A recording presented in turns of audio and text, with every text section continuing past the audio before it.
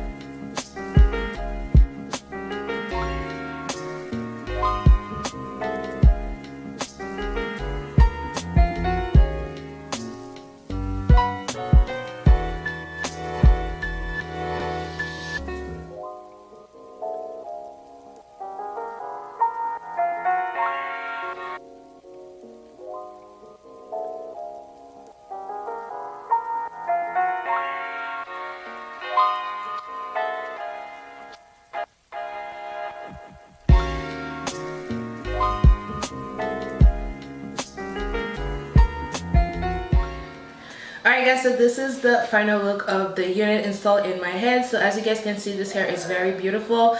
24 inches, definitely 24. This hair is so long, it goes around my belly button, and I'm 5'2".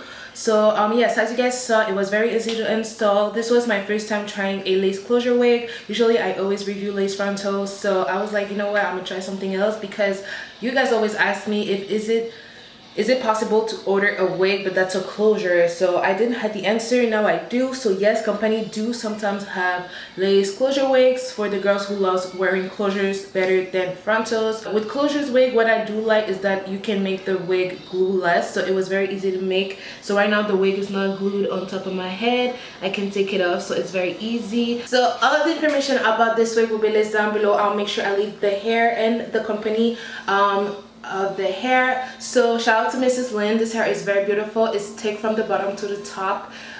It's very beautiful, yeah, guys can see, and it's very easy to install. You don't have to do anything crazy. You don't have to do all the plucking, all the bleaching knots. You can just add foundation to the part and it's gonna look beautiful. So for all of you guys who love closure units, I really do recommend you that, especially if you don't know how to make a wig.